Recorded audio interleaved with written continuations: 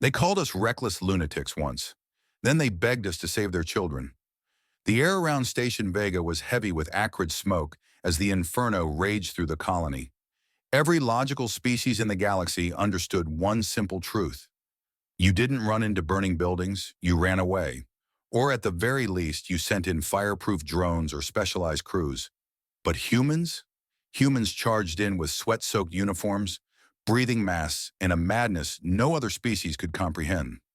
I stood with my crew, three others who were as determined as I was. We were part of the Earth Volunteer Relief Corps, known galaxy-wide for attempting what no one else dared. To the Aeons, the species who owned this station, we were little more than an oddity. They had cutting-edge emergency equipment and Neuralink bots designed for disaster response. So when our ship docked, they didn't mock us outright, but their pitying glances said enough. "What are you going to do, punch the fire?" one of them joked as we unloaded our gear. The Ons were tall, sinewy creatures with translucent skin that faintly glowed under the station's artificial lights. To them, we were relics, broad-shouldered, loud-voiced, and absurdly outdated. They couldn't grasp humanity's knack for solving impossible problems or the sheer stubbornness that fueled us in the face of danger. "Don't worry," I replied dryly. "We'll make sure your kids don't burn." They stopped laughing when the fire reached the living quarters. The blaze had started in the agricultural dome, a malfunction in the temperature regulators. Fires weren't supposed to happen in space, not with so many safeguards in place. But when they did, they spread faster than anyone could react. The ONS bots were too slow, their neural commands scrambled by the smoke. "Zone 3 is gone," one of their supervisors reported, his voice unnervingly calm despite the chaos. "We've evacuated 75% of the population." "And the rest?" I asked. The supervisor blinked, his alien features unreadable. "They're cut off. The flames are too intense." I turned to my team. Jackson as solid as a bear. Ortiz, wiry and quick, and whose sharp mind could unravel any problem. They met my gaze and nodded. No discussion was needed. "Point us to the danger," I told the supervisor. "You're insane," he replied. "Probably," muttered, strapping on his oxygen mask. But you're still going to let us through, right?" It took 20 minutes to reach the fire line. The heat hit like a physical force, even through our suits. Alarms blared as oxygen levels dropped, but we pressed forward. We had one mission: get in, find survivors, and bring them out. "Jackson, take point," I ordered, my voice steady despite the roar of the flames. Jackson moved like a bulldozer, forcing open doors warped by the heat. Ortiz followed, scanning rooms for signs of life. The first we found was barely conscious, their glowing skin dimmed to a sickly gray. They were light as a child in our arms, their spindly limbs easy to carry. We handed them off to a medic before turning back to the fire. "Another group, sub-level 2, reported, checking his handheld scanner. 5 life signs. The stairs were blocked by debris and the station's lifts were out of service. Orders found a maintenance shaft, narrow but passable. We squeezed through, descending into the heart of the blaze. Sub-level 2 was a nightmare. Smoke choked the air, and the heat felt like it would melt our suits. In a corner, 5 ants huddled together, their translucent skin flickering with bioluminescent fear. "It's going to be okay," Jackson said gruffly, though they likely didn't understand. "We've got you." One by one, we carried them out, shielding them from falling debris and bursts of flame. A collapsing beam narrowly missed as he dragged the last survivor to safety. "Still think we're lunatics?" I asked the supervisor when we emerged, coughing and covered in soot. He stared at the survivors, his glowing skin darkened in shame. "I misjudged you." "Yeah," Ortiz said, slapping soot off his gloves. "We get that a lot. But the fire wasn't done with us yet. The blaze in Zone 4 was closing in on the station's main life support systems. If the pressure systems failed, it wouldn't matter how many people we'd saved. Everyone would suffocate. "We need to vent the atmosphere in that section," the supervisor said, his voice tight with urgency. "There are still people in there," I snapped. "Then we'll risk it," Jackson growled, his voice resolute. The Ons didn't argue this time. Maybe at last, they understood we weren't the kind of species to back down just because the odds were against us. As we suited up for what would be the most dangerous part of the day, I caught a glimpse of an awe child staring at us from behind the medics. Their wide eyes held something between awe and disbelief, but I didn't have time to ponder it. Let's go. The station's corridors were a maze of fire and collapsing structures. We moved quickly, each of us knowing exactly what had to be done. There was no room for hesitation or doubt. They don't understand us, Un said over the comms as we reached the central junction. Why? Jackson asked. Why do we do this? Un finished. They don't need to understand, I replied, kicking down a burning door. They just need to live. We pressed deeper into the chaos, where no sane creature would dare to go. This was what we were made for. Not just humans, but heroes. The central junction was a furnace, a perfect storm of heat, collapsing supports, and mayhem. The air shimmered with heat waves, distorting everything ahead of us. My scanner beeped. Multiple life signs clustered in the adjoining chamber. The structural integrity of the corridor is questionable, Un said. We've got maybe 10 minutes before it goes. Then we're not wasting any, I said. Jackson, take the right flank. Ortiz, you're with me. Stay back and monitor the scanner. If this thing's coming down, I want a warning before it crushes us. Jackson didn't hesitate, barreling forward like a human battering ram. His axe cleared a path through the wreckage. Sparks rained down like fiery snow, and the floor groaned under the strain of the fire, eating through the supports. They're in the hydroponics lab, Un called out, adjusting his scanner. 6 signatures. Not moving. Let's hope that means they're hunkered down and not. Ortiz's voice trailed off, but we all knew the grim possibility. The lab door was partially melted, its control panel flickering weakly. Jackson smashed it open with a single swing of his axe. Inside, the scene was a nightmare. Thick black smoke filled the room, and the plant beds were charred husks. In the far corner, we found them. Ons, slumped against the wall, their faint glow barely visible through the haze. They're alive, Ortiz confirmed, crouching beside the nearest one, though barely. I scanned the room. The fire was closing in fast, licking at the walls and ceiling, the supports buckling. We had minutes, maybe less. We'll carry them out, I said, kneeling to lift one of the survivors. They were light as a feather, their long limbs folding awkwardly as I hoisted them over my shoulder. Move fast and don't stop. Jackson and Ortiz grabbed 2 each, while I carried the last. The heat was unbearable, even through our suits. The floor was buckling, warping beneath us. M status? I barked into the comms. Not good, Jackson shouted back. The corridor's collapsing. You've got 60 seconds, maybe less. We bolted, each step a gamble, as the ground cracked and shifted behind us. The hydroponics lab caved in with a deafening crash, the fire consuming everything in its path. I didn't look back. There was no time. We reached the junction just as the first support beam gave way. The entire corridor trembled, and a cascade of debris rained down.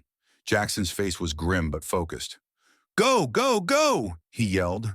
We dove through the final stretch as the corridor behind us collapsed, flames swallowing the path we just crossed. My lungs burned, my muscles screamed in protest, but we made it.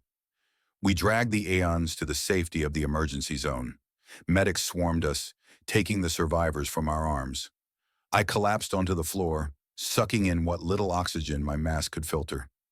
Jackson and Ortiz weren't far behind, both soaked in sweat and covered in soot. That was insane, Ortiz muttered, his voice hoarse. That's why they pay us the big bucks, Jackson replied with a weary grin. He turned to Un. What's next? Un checked his scanner, frowning. Zone 5 is still critical, he said. The fire's spreading toward the reactor core. If we don't stop it, the station's done. The reactor core. Of course, it wasn't enough to save lives now. We had to save the entire station. I hauled myself to my feet, my body protesting with every movement. What are we looking at? I asked. Pressure systems in the core are destabilizing, Un said, pulling up a schematic on his tablet. The fire's breached 3 of the containment lines. If the 4th one goes, boom, Jackson finished, his expression darkening. We'd be vaporized along with the station. We can shut it down manually, Un said, but the control room's completely engulfed. We'll have to fight through it. Ortiz shook his head. You're talking about a suicide run. Not if we're fast, I said. You've got the technical expertise. You'll lead. Jackson, Ortiz, and I will clear the path. Un hesitated for a moment, then nodded. Okay, let's do it. We rearmed ourselves with whatever equipment we could find. Fire suppressors, extra oxygen tanks, and a makeshift shield cobbled together from salvage plating. The Ons watched us go, horror and disbelief in their eyes. To them, this was madness. To us, it was just another day on the job. The reactor wing was a different kind of hell. The heat was intense enough to warp metal, and the fire seemed almost alive, roaring and twisting as it consumed everything in its path. We moved quickly. Jackson smashed through the obstacles while Ortiz and I used suppressors to keep the flames at bay. Control room's dead ahead, Un called out, his voice tight with urgency. We've got maybe 3 minutes before the last containment line fails. Then we're out of time, I said. Jackson, get that door open. Jackson didn't need to be told twice. With a single powerful swing, he forced the door open, revealing the control room, a charred ruin with sparks flying from every console. We rushed inside and Jackson's hands flew over the remaining controls. Cover me, he said, not looking up. Jackson and Ortiz took up defensive positions, using the suppressors to hold back the advancing flames. I stood by the door, scanning for any sign of further collapse. The station groaned around us, the fire's relentless assault pushing it to its breaking point. How's it looking? I asked. Complicated, Jackson replied. Give me another 60 seconds. You've got 30, Ortiz said grimly, aiming his suppressor at a particularly aggressive burst of flame. The control room trembled as the fire closed in. Every second felt like an eternity. The heat pressed down on us like a physical weight, but we didn't falter. We couldn't. Too much was at stake. Done! Un shouted, slamming his hand on the final control. Containment stabilized. Reactor secure. We barely had time to register the relief before the ceiling groaned ominously. A massive support beam was starting to give way. The beam above us let out a deep metallic shriek that froze us for a split second. Then it snapped, crashing down toward the control room with the force of a freight train. Move! I shouted, shoving Ortiz toward the exit. Jackson and Ortiz were already hauling their gear, flames licking at their boots as the fire encroached. We barely cleared the threshold before the beam slammed into the floor, sending a shockwave through the station. The corridor ahead wasn't much better. The fire had taken over completely, consuming the structure piece by piece. Smoke filled the air, thick and choking, even with our masks. But the reactor was stable now. The station had a chance, and so did we, if we could make it out alive. Which way? Jackson bellowed, his voice barely audible over the chaos. Emergency evacuation shaft, Un coughed, checking his scanner. 200 meters straight ahead. Let's finish this, I said, pushing forward. The path was a gauntlet. The heat was beyond anything we'd faced so far, searing even through our protective gear. The metal underfoot warped and melted, forcing us to leap from one unstable surface to the next. Every step was a fight against exhaustion, every breath a struggle, but we kept going. A section of the ceiling collapsed behind us, sealing off the path we just crossed. Ortiz didn't flinch, his suppressor blasting a wall of flame in our way. Jackson smashed through another door, clearing a path to the shaft. There! Un shouted, pointing at the hatch. We reached it just as the floor began to give way beneath us. Jackson yanked the lever, and the hatch hissed open, revealing the narrow access tunnel leading to the docking bay. One by one, we climbed in, the fire roaring just behind us. The tunnel was a tight squeeze, barely wide enough for Jackson's broad frame, but it was our only way out. Un took the lead, his scanner lighting the way, while Ortiz brought up the rear, his suppressor still at the ready. The station trembled around us, each groan and shudder a reminder that time was running out. Almost there, Un said, his voice strained. The docking bay came into view, and for the first time we saw something other than destruction. The Aeons had gathered near the airlocks, their translucent bodies glowing faintly in the dim light. Medics rushed to and fro, tending to the injured. When they saw us emerge from the tunnel, carrying what remained of our gear, a collective hush fell over the crowd. We stepped into the bay, and for a moment all we could hear was the sound of our own ragged breathing. Then the silence broke, first with murmurs, then with cheers. They didn't think we'd make it, Ortiz said, shaking his head. They didn't think we'd even try, Jackson added. The AN supervisor approached. His glowing skin darkened with soot, but his expression unmistakably awed. The station is stable, he said. It wasn't a question. It was disbelief. Nodded, still catching his breath. You're welcome. The supervisor looked at us, his gaze lingering on each of us in turn. I don't understand, he said. Why would you risk so much for us? I met his eyes, the words coming easily. Because it needed to be done. There was no grand speech, no dramatic explanation. We were human.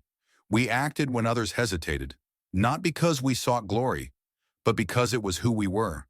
The Ons might have seen us as reckless, emotional, or primitive, but in that moment, they understood what made us different. As we boarded our ship, the crowd parted to let us through. Some reached out their delicate fingers, brushing against our soot-covered arms in silent thanks. Others simply watched, their glowing eyes filled with something new. Respect. We didn't wait for more fanfare. We'd done our job, and there would always be another emergency somewhere in the galaxy. As the airlock sealed behind us and the engines roared to life, I allowed myself one glance back at the station. The fire was out. The people were safe. And for now, that was enough.